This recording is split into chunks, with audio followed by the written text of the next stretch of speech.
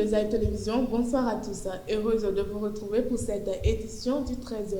Au sommet, l'ONG United for Change a célébré les élèves du lycée des jeunes filles de Parakou ce vendredi pour leurs efforts au cours du premier semestre à travers la remise de plusieurs kits scolaires.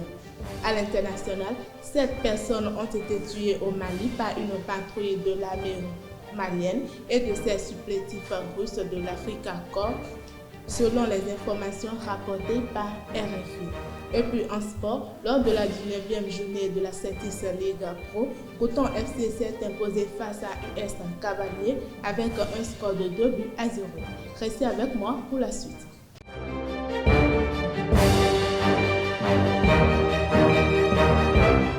Bienvenue à toutes et à tous. Les efforts et le travail bien fait sont de plus en plus reconnus et encouragés.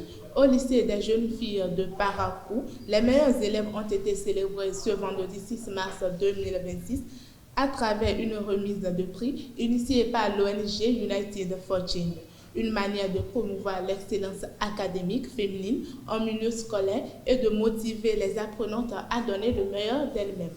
Le reportage avec Jean Aclé. Ce vendredi, l'ONG United for Change, UFC, a procédé à la remise de prix aux meilleurs élèves du lycée des jeunes filles de Parakou dans le cadre de la promotion de l'excellence académique féminine.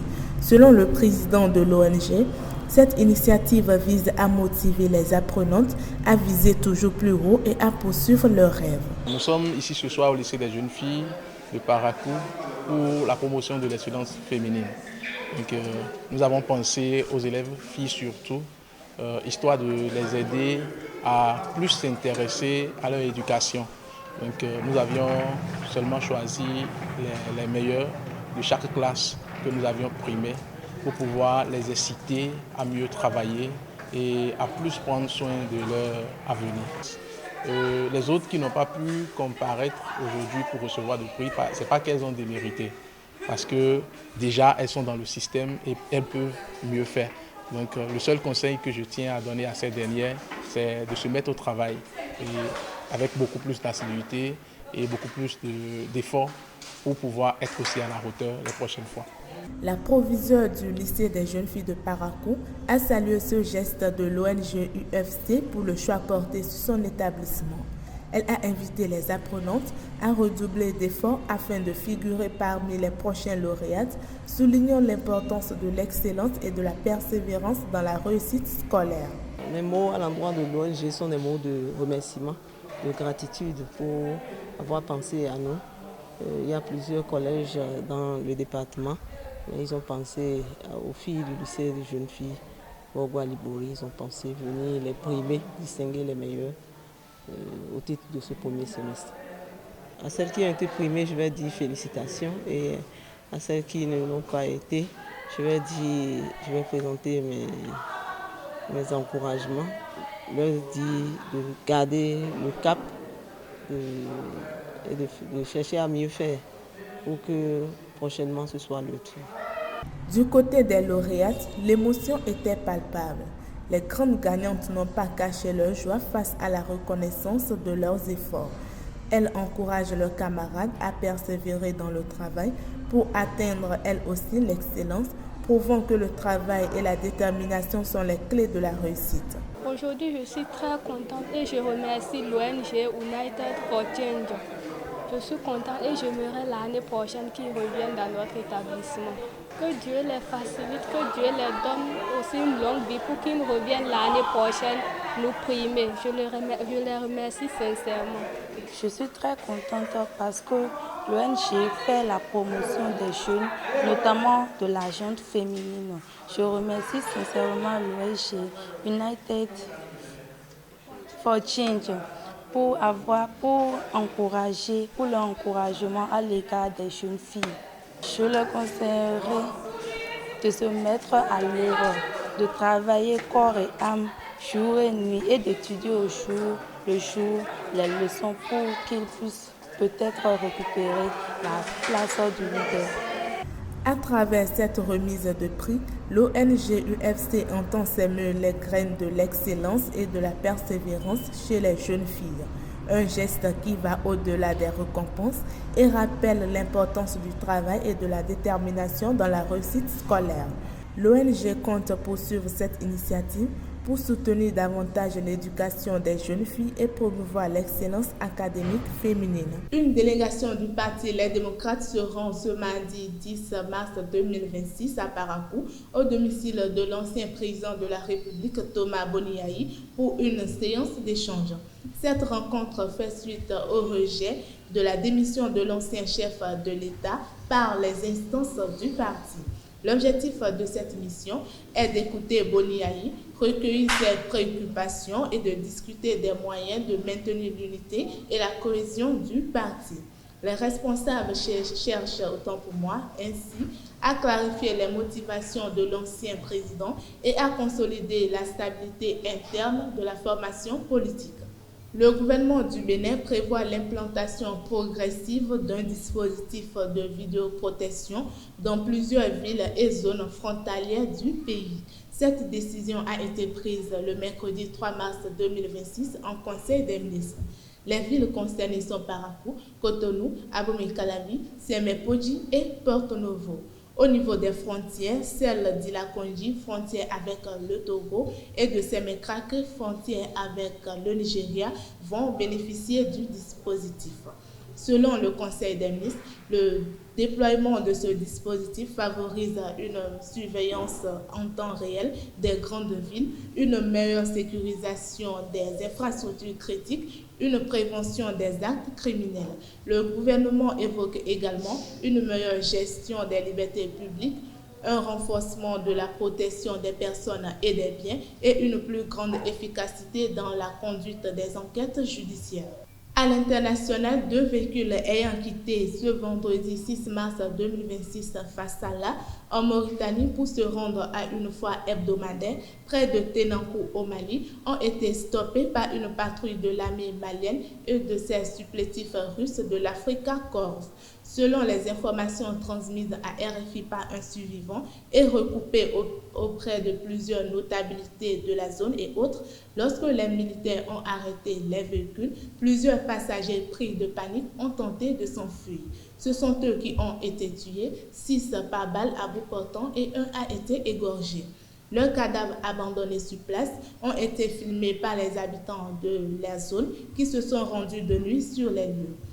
Les sources jointes par RFI assurent que 7 victimes sont membres de la communauté Peul et qu'il s'agissait de civils sans armes. Les autres passagers ont été tabassés, interrogés, accusés d'être des djihadistes puis relâchés. L'armée malienne n'a pas encore communiqué sur ce sujet. Paris accueille ce mardi 10 mars 2026 le 2e sommet mondial sur l'énergie nucléaire civile. Parmi les chefs d'État attendus à cet événement, le président rwandais Paul Kagame, pour la première fois depuis plusieurs années, exprime ouvertement son ambition de diversifier sa production énergétique par l'énergie nucléaire. La veille, l'Agence nationale de l'énergie atomique a conclu une première mission d'examen intégré de l'infrastructure nucléaire à Kigali.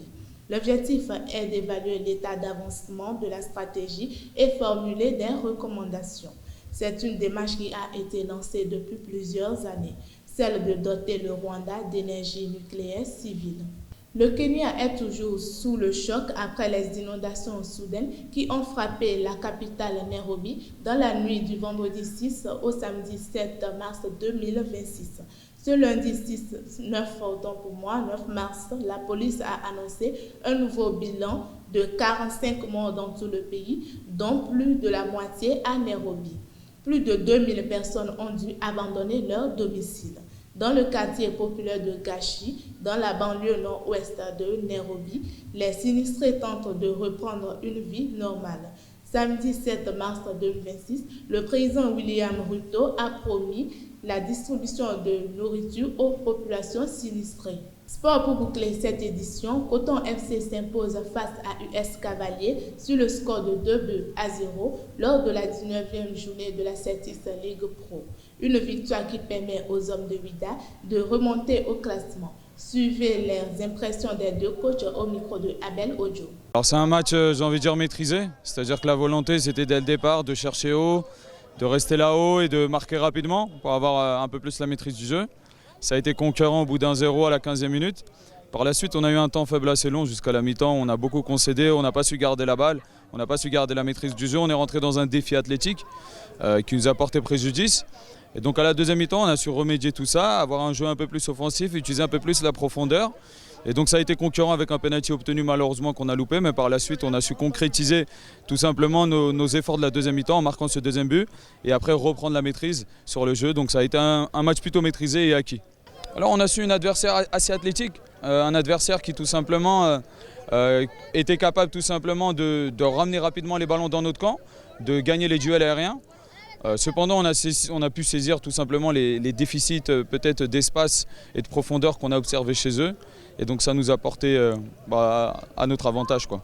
On a gagné la semaine dernière contre Dadier, là on gagne contre Cavalier. Le but c'est d'enchaîner tout simplement et de tout simplement empiler les 3 points, attendre que les concurrents perdent des points, prendre cette première place et ne plus la lâcher et aller jusqu'au bout, jusqu'au titre.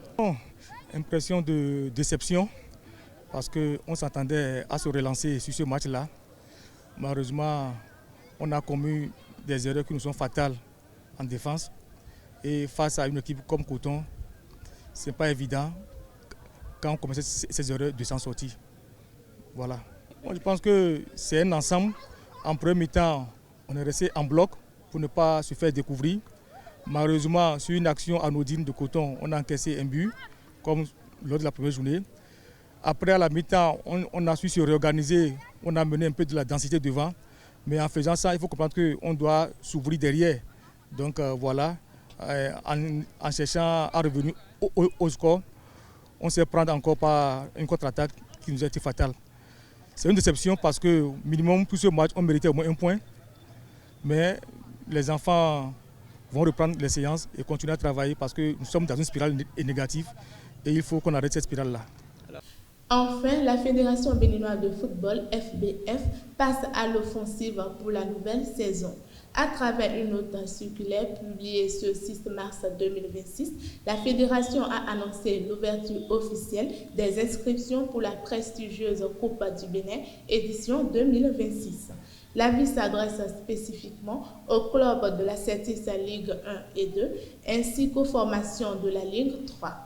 Les registres seront ouverts du 9 au 13 mars 2026 de 10h à 17h au siège de l'institution située à Ménotin à Cotonou. La FBF a confirmé le tirage au sort de la compétition qui se déroulera le lundi 16 mars 2026 à 11h, également au siège de la Ligue professionnelle. Chers amis, c'est tout pour aujourd'hui. Merci pour votre aimable attention et à la prochaine.